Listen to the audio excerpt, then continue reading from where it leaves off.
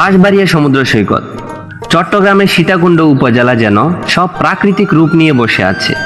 এখানে আছে পাহাড়, আছে লেক, আছে ঝর্ণা, সমুদ্র সৈকত, প্রাচীন স্থাপনা সহ নানা কিছু। বাঁশবাড়িয়া সমুদ্র সৈকত তেমনই পর্যটকদের জন্য একটা আকর্ষণীয় স্থান হিসাবে পরিচিতি লাভ করেছে। ঝাউ গাছের সারি, খোলামেলা পরিবেশ, জেগে ওঠা সবুজ ঘাসের চর, আছে পিকনিক স্পট, সব মিলিয়ে বাঁশবাড়িয়া সমুদ্র সৈকত অপূর্ব সৌন্দর্য নিয়ে অপেক্ষা করছে দর্শনার্থীদের জন্য। বন্ধুরা বুঝতে পারছেন আজকে আমাদের গন্তব্য সেই বাঁশবাড়িয়াতেই।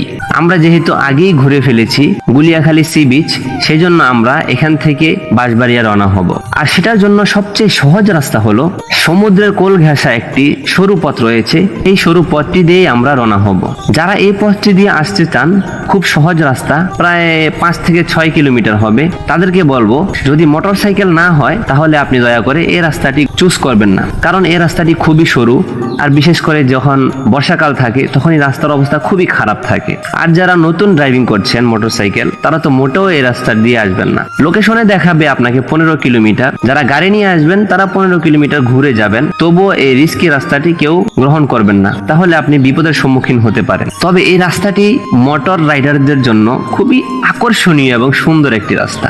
এখানকার ভিউ এত সুন্দর আসে যেটা বলা বাহুল্য। বন্ধুরা বলতে বলতে পৌঁছে গেলাম আমরা বাঁশবাড়িয়া সমুদ্র সৈকতে। এখানে এসে আমি পুরাই মুগ্ধ, কারণ এখানকার হিমেল বাতাস আমার হৃদয়টাকে জড়িয়ে দিয়েছে। সমুদ্রের পাড়ে বসে বসে দেখছিলাম সমুদ্রের ঢেউ, সেই সাথে দেখছিলাম সানসেট। এত সুন্দর, আকাশের এত রূপ, সমুদ্রের এত ঢেউ, আমার মনে হয় আমি এখানে না আসলে বুঝতেই পারতাম না সমুদ্র এত সুন্দর।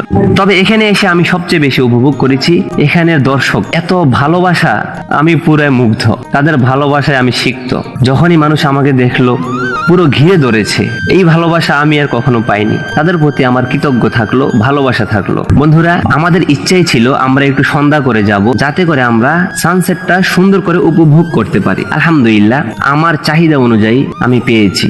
এত সুন্দর সৌন্দর্য আমি আগে কল্পনাও করিনি। আমার কল্পনার চেয়েও 1000 গুণ বেশি সৌন্দর্য এখানে। এখানে না আসলে আপনি বুঝতেই পারবেন না এখানের সৌন্দর্য আপনাকে কতটা মুগ্ধ করবে। বন্ধুরা এখানে যেহেতু নতুন করে ফেরি চালু হয়েছে, তাই এখানের সৌন্দর্য আরো দ্বিগুণ বৃদ্ধি পেয়েছে। ফেরির আনাগোনা আপনাকে আরো বিমোহিত করবে। এখানে সৌন্দর্য আরো দ্বিগুণ করেছে সমুদ্রের পাড় থেকে ফেরিঘাট যাওয়ার জন্য যে ল্যান্ডটি করেছে, এটি অত্যন্ত সুন্দর, যেটি রাত্রিবেলা আরো দ্বিগুণ সৌন্দর্য দেখায়। তবে বন্ধুরা আমি সবসময় সত্যটাই তুলে ধরতে পছন্দ করি। এখানে কিছু ঘাটতি রয়েছে, যেটা বরাবরের মতোই। এখানে একটি ভালো মানের খাবার হোটেল নেই। আপনি যদি ভালো মানের কোনো খাবার হোটেল খুঁজেন তাহলে আপনাকে যেতে হবে সীতাকুণ্ড অথবা চট্টগ্রামে। আর যারা লম্বা সময় নিয়ে আসছেন তারা অবশ্যই চিন্তা করবেন এখানে ভালো মানের কোনো আবাসিক হোটেল নেই, সেজন্য আপনাকে চট্টগ্রামে অথবা সীতাকুণ্ডে যেতে হবে। সেই চিন্তা মাথায় নিয়ে আসতে হবে। তবে এগুলো সিম্পল বিষয়। এখানকার মনোমুগ্ধকর দৃশ্য দেখতে হলে কিছু ত্যাগ তো করতেই হবে। আপনারা যারা ভাবছেন একদিনে ট্যুর দিবেন, তাদের জন্য বেস্ট চয়েস হতে পারে গুলিয়াখালী এবং বাঁশবাড়িয়া। একদিনের ভিতরে আপনি সুন্দর কাভার দিতে পারবেন। চাই ঢাকা থেকে আসুন অথবা ঢাকার আশেপাশে, চট্টগ্রামের আশেপাশে যে কোনো জেলা থেকে আসুন, একদিনের ভিতরে আপনি সুন্দর ঘুরে আবার নিজের ঘরে ফিরতে পারবেন। বন্ধুরা আমার ভিডিওটি যদি আপনাদের বিন্দু মাত্র উপকারে আসে তাহলে আপনার বন্ধু বান্ধবের কাছে শেয়ার করতে ভুলবেন না। আজকে এ পর্যন্তই, আবারও দেখা হচ্ছে পরবর্তী সুন্দর কোনো ভিডিওতে। সেই পর্যন্ত ভালো থাকুন, সুস্থ থাকুন। আল্লাহ হাফেজ।